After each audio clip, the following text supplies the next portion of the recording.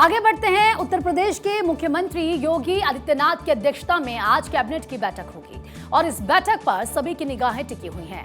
शाम 4 बजे होने वाली इस बैठक में निवेश, इंफ्रास्ट्रक्चर, परिवहन, स्वास्थ्य और जन कल्याण से जुड़े महत्वपूर्ण प्रस्ताव को मंजूरी मिल सकती है। इसके साथ ही यूपी पुलिस में मृतक आश्रित कोटे के तहत होने वाली दरोगा और सिपाही भर्ती के नियमों में बड़े बदलाव का प्रस्ताव भी एजेंडे में शामिल है।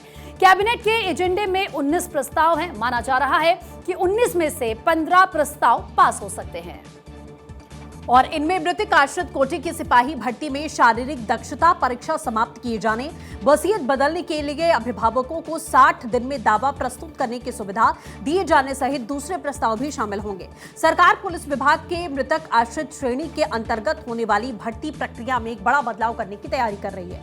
दरोगा और सिपाही के पद पर आश्रितों को उनकी उम्र के अनुरूप अलग अलग श्रेणी में बांटकर खासी छूट प्रदान करने की तैयारी है। आपको बता दें कि कौन कौन से प्रस्ताव पर मुहर लग सकती है। कौन कौन से ऐसे प्रस्ताव होंगे। 4000 करोड़ रुपए की लागत से नई इलेक्ट्रिक बसें शामिल करने का प्रस्ताव है।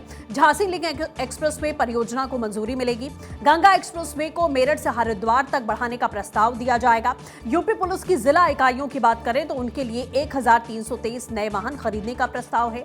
निजी अस्पतालों में निवेश बढ़ाने के लिए सरकारी सहायता नीति को मंजूरी मिल सकती है। पुलिस में कुशल खिलाड़ियों की भर्ती एवं पदोन्नति नियमावली में संशोधन हो सकता है। सहायक विकास अधिकारी यानी कि पंचायत सेवा नियमावली में द्वितीय संशोधन, औद्योगिक निवेश एवं रोजगार प्रोत्साहन नीति 2022 के तहत में निवेश प्रस्तावों को मंजूरी मिल सकती है। एफडीआई, एफसीआई, फॉर्च्यून ग्लोबल 500 एवं फॉर्च्यून निवेश का प्रस्ताव की मंजूरी मिल सकती है। मुख्यमंत्री हथकरघा बुनकर समृद्धि योजना की दिशा में निर्देशों को मंजूरी मिल सकती है। ये बड़े फैसले हो सकते हैं। नीलेश चौहान सीधे लखनऊ से हमारे साथ में जुड़ चुके हैं। नीलेश, शाम को होने वाली इस कैबिनेट की बैठक में बहुत सारे एजेंडे हैं, बहुत सारे प्रस्तावों पर मुहर लगेगी। मुख्यतः कौन कौन से एजेंडे यहां पर आपको देखने को मिलेंगे? बिल्कुल, आपको बता दूं कि उत्तर प्रदेश के मुख्यमंत्री योगी आदित्यनाथ की अध्यक्षता में लोक भवन में शाम 4 बजे यूपी कैबिनेट की महत्वपूर्ण बैठक होगी, जिसमें 19 प्रस्ताव रखे जाएंगे। इसमें अधिकांश प्रस्ताव पर मुहर लगने की संभावना है, क्योंकि जिस तरीके से उत्तर प्रदेश में योगी आदित्यनाथ की सरकार काम कर रही है, इसमें सभी वर्गों का ख्याल रखा जाता है।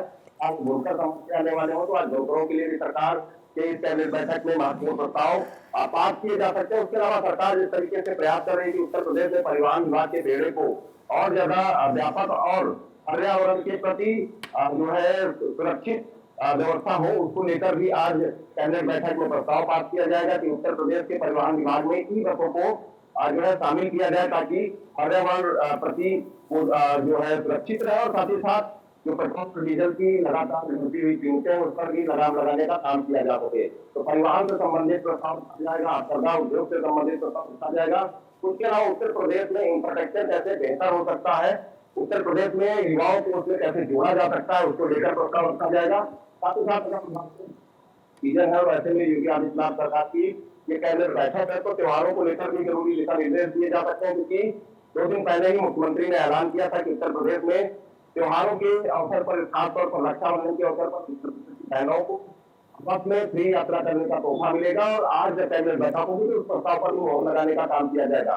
उसके अलावा जो अस्पताल है, अस्पतालों में किस तरीके से वाहनों को बढ़ाना है, उपकरणों को बढ़ाना है, उसको लेकर प्रस्ताव रखा जाएगा। तो उत्तर प्रदेश सरकार की कैबिनेट बैठक काफी अहम हो जाती है, क्योंकि 2027 और नीलेश, क्योंकि बिल्कुल वही आगे मैं कहने वाली थी कि अब क्योंकि अगले साल शुरुआत में उत्तर प्रदेश में विधानसभा के चुनाव होने हैं, अब ये जो प्रस्ताव जिनको पास किया जाएगा, जिन पर मोहर लगेगी, तो जाहिर सी बात है एक बड़ा इम्पैक्ट भी जनता के बीच इसको लेकर जाएगा।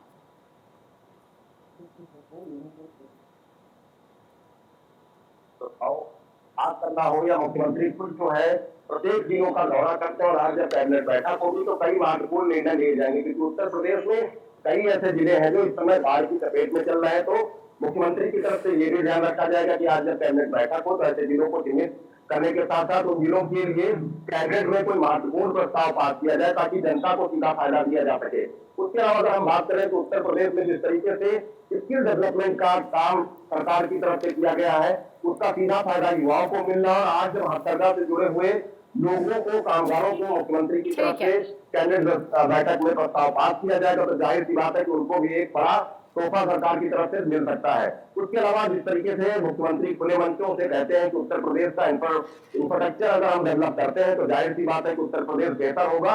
उसके अलावा सबसे अहम और जरूरी जो प्रस्ताव है कि उत्तर प्रदेश में लगातार एक्सप्रेसवे का जो लिंक है वो बढ़ रहा है। चाहे इससे पहले हमने पूर्वांचल में देखा, बुंदेलखंड एक्सप्रेस बनाया गया, गोरखपुर को लिंक किया गया, और अब गंगा एक्सप्रेसवे की बारी है कि गंगा एक्सप्रेसवे का विस्तार किया जाए, लिंक एक्सप्रेसवे बनाया जाए ताकि जनता। ठीक है नीलेश, हमारे साथ जुड़ने के लिए आपका बहुत बहुत शुक्रिया। नजर बना रखिएगा, अपडेट लेते रहेंगे।